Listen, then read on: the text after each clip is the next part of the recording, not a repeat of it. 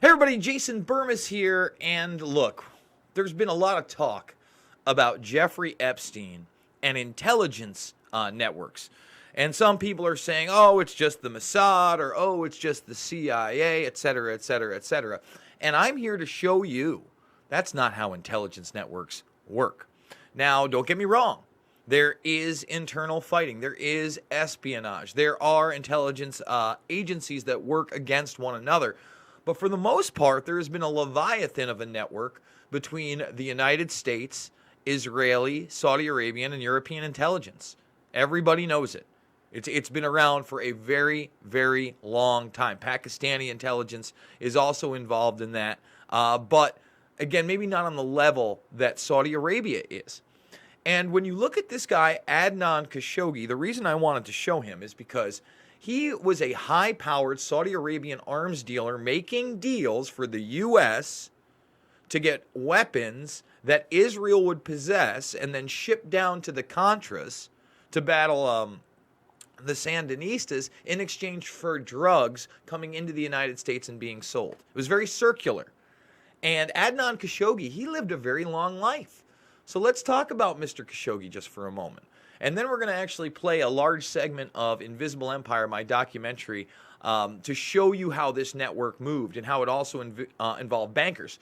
So here's Adnan Khashoggi. Look at the headline: Saudi Arabian arms dealer and Dodi Al-Fayed's uncle. Dodi Al-Fayed, by the way, was the person who died with Princess Diana. Pretty much Egyptian. His father was like Egyptian royalty as well. Very, very, very rich man. He thinks his son and Diana were murdered. There's also a small segment of that in Invisible Empire we won't be going through. All right, so let's keep going. Adnan Khashoggi, wealthy arms dealer and Iran-Contra figure, dies at 81. Oh, he's an Iran-Contra figure. So if you look in this LA Times article, that's about all they want to tell you. Oh, he was implicated in Iran-Contra. You see how they spin this stuff? Oh, we'll give you a little piece of the truth. So now we find out, oh, he was a whoremonger too, whose arm deals flooded a playboy life of decadence and pleasure wives. You see where this is going? Drugs, guns, sex trafficking, all together. All together now. Oh, his arms deals. And now if you look at this, here's one of his young pleasure wives. Okay, I think he was 25 years older than her. Again, as long as she's of age, I don't care. But it does show you how these people are involved in all of these networks. And a lot of the names in Iran-Contra, they're names you're going to hear today, too. Chad W., thank you so much for the super chat. Get 'em Burmis. Great work as always. Thank you. I am going to keep it up. So now we got to get to the Pentagon paper, the Panama Papers and Operation Goldfinger. So after all this time, now we find out that Khashoggi here, let's get down here. Oh, I guess I got to type it in again. There you go. Let's just read this segment. Remember, he died in 2017, lived a very long life. He was a Saudi Arabian billionaire. So, in itself, none of this demonstrates any contact to the CIA. However, it does show how comfortably people in intelligence circles move about in the world of shell companies. Adnan Khashoggi is another example of this. This Saudi billionaire is said to have orchestrated arms sales to Saudi Arabia in the 1970s. According to a U.S. Senate report, he also played a what? Central role in helping the CIA make secret arms sales to Iran. Khashoggi also appears in Mossack Fonseca documents from 1978 onward. He is listed as a head of ISIS Overseas SA, a Panamanian company. The documents also link Khashoggi to 4 other companies, which he used mainly between the 1980s and the early 2000s. Do you get it? All right, how this works. So, again, right there. And if you come into this article here, into the Iran-Contra scandal, this gives even a little bit more of a picture of how this was going on.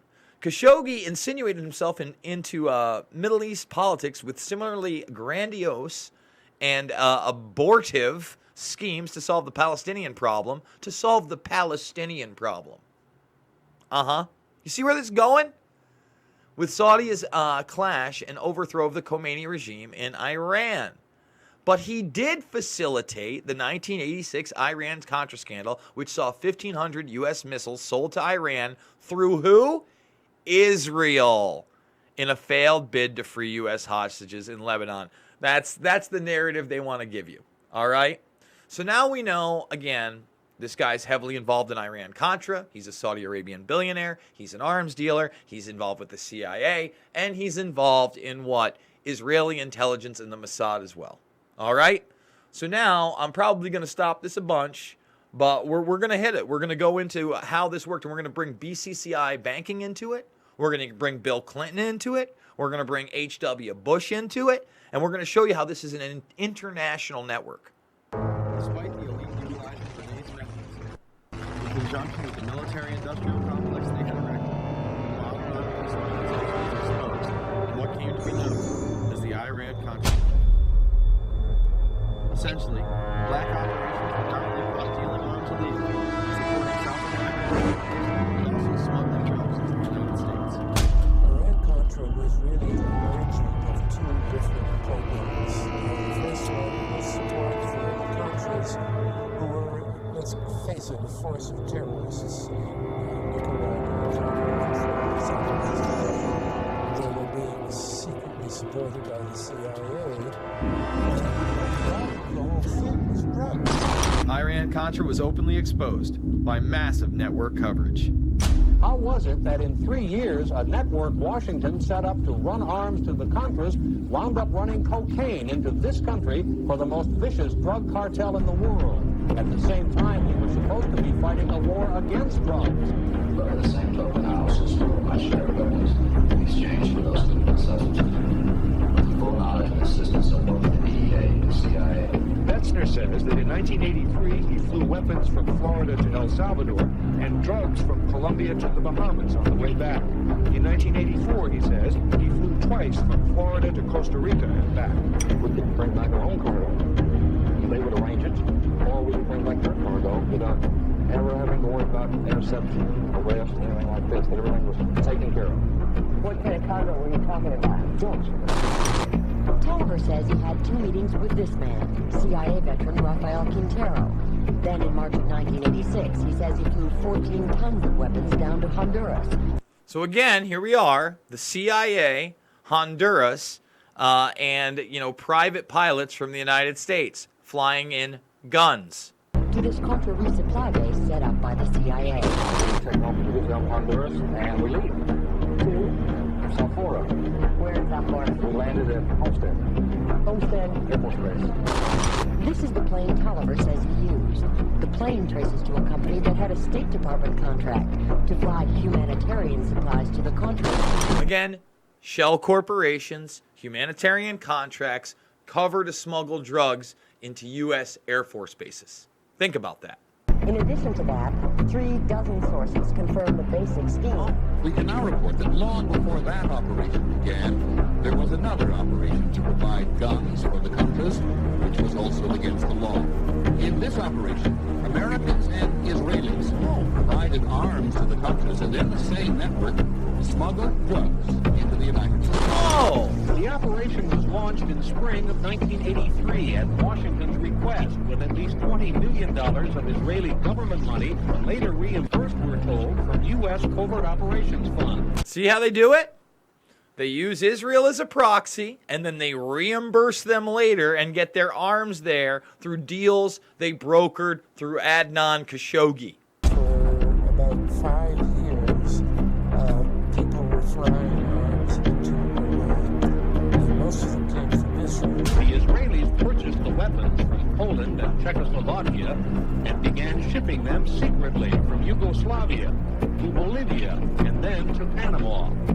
The Israeli liaison man there, this man, Michael Harari, until recently a close aide to Panama's strongman, General Manuel Noriega. Do you see how Panama was used? That's why the Panama Papers are important to set up these shell companies. See how it was kind of a nexus point?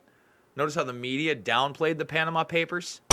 You bring the ship into Colombia, you would load drugs aboard it, and you would bring those drugs back to Panama. But bringing that stuff in the United States, that was I've never been so thoroughly disgusted with myself. surprise.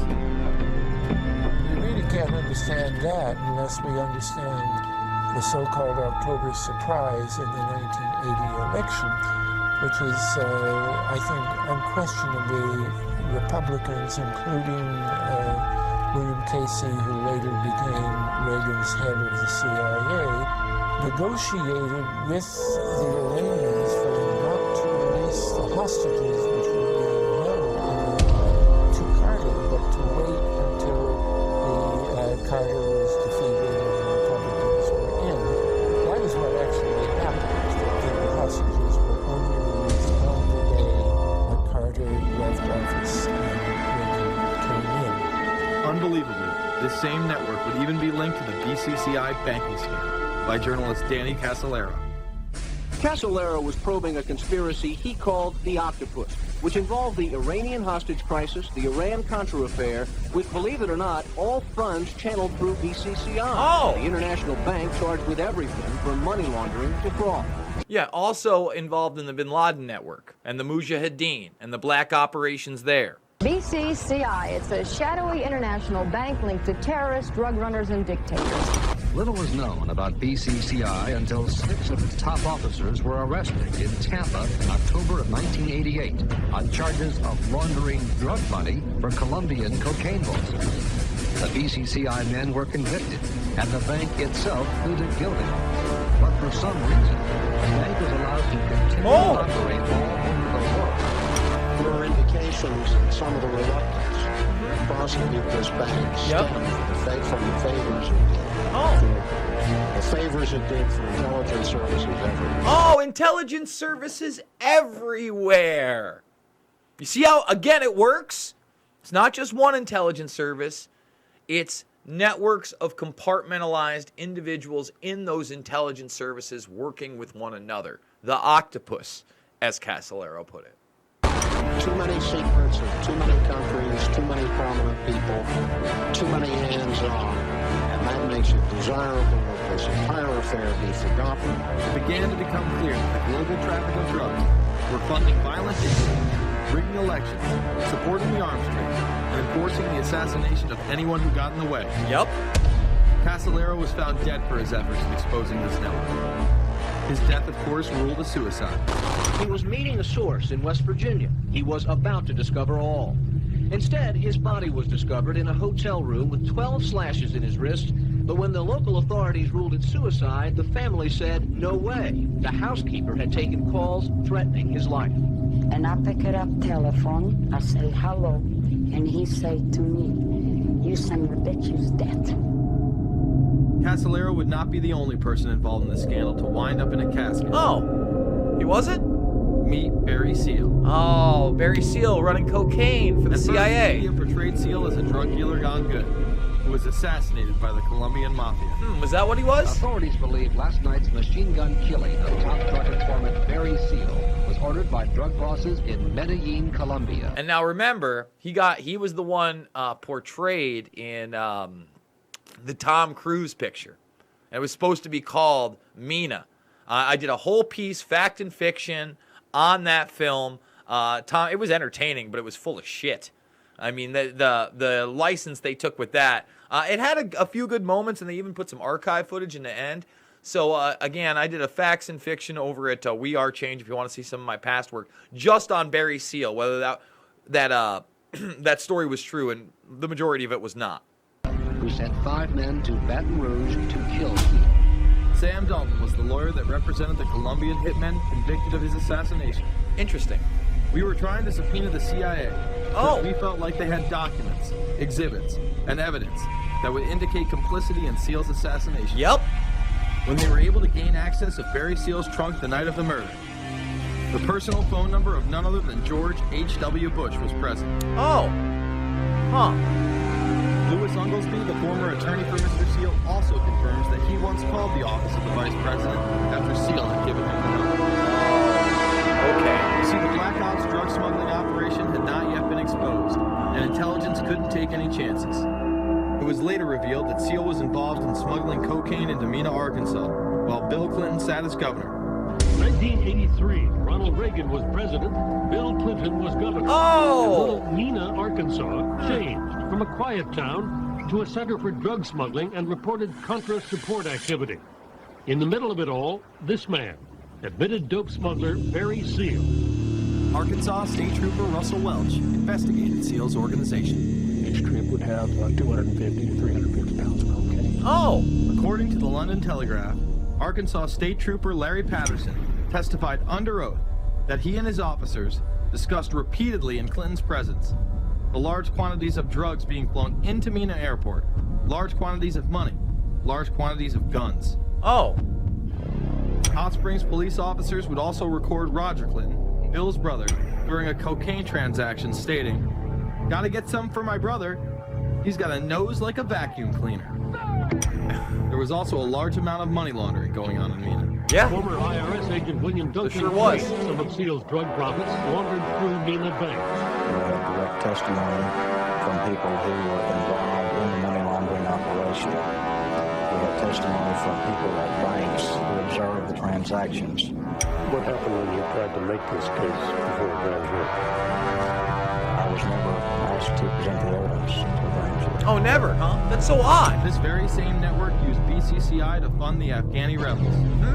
The deputy director of the CIA, Richard Kerr, said late today that the CIA did use the Bank of Credit and Commerce International, BCCI, to support CIA activities overseas. Oh! Most people still believe that the Soviets had maliciously invaded Afghanistan in order to spread their communist agenda.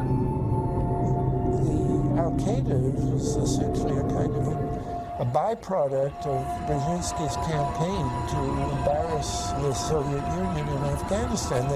They weren't in Afghanistan at that time. Brzezinski boasted later that he was responsible for drawing them into Afghanistan. He did this extraordinary interview with Le Nouvel Observateur in France, and they said, "But aren't you worried that you've created this whole new force of Al-Qaeda?" And he said, "Oh, what's more important, a few crazed Islamists or the fall of the Berlin Wall?" And they said, "But is there no danger? Aren't they dangerous?" And he said, "Nonsense." He said all this in 1998. I knew Brzezinski at McGill University. We were students together and took very small classes together. And in some ways he's bright, and in some ways he's kind of nuts. And he had the kind of nuttiness that made him attractive to the Rockefellers. The kind of nuttiness that attracted him to the Rockefellers. And there it is. Bin Laden was linked to BCCI. I'm going to end that segment right there. Folks, check it out. There it is, right? So that's how international intelligence agencies work. And when they tell you Jeffrey Epstein was intelligence, again, it was probably this Anglo-American Israeli CIA deep state group. And he was probably gathering intelligence on a lot of other big players. And that was the immunity deal right there. Folks, if you're not subbed and you enjoy this material, remember that over in the playlist section, you can get my documentary movies, all of them for free, whether it be Invisible Empire, which you just watched a segment of, Loose Change, Final Cut, Fabled Enemies, or Shade the Motion Picture. Plus, we're doing 3, 4, 5, 6, 7 videos here a day on subjects that matter. Everything from Epstein to Nexium to the Track Trace Database Society. We're going to be doing a video on Sweden chipping people. It's been going on for a while, but it's escalating. The cashless society control grid is officially here. We're going to be talking about 2020's elections. We've been talking about Area 51 before all the hype about how we're going to storm it, Disney sexual abuse of children, and more. I'm thinking I'm also going to be doing a John Wayne Gacy and his other associates video. Very disturbing, that case as well. Shows you sex trafficking back in the 70s and how Gacy, the prolific serial killer, was really just a small part of what was actually going down.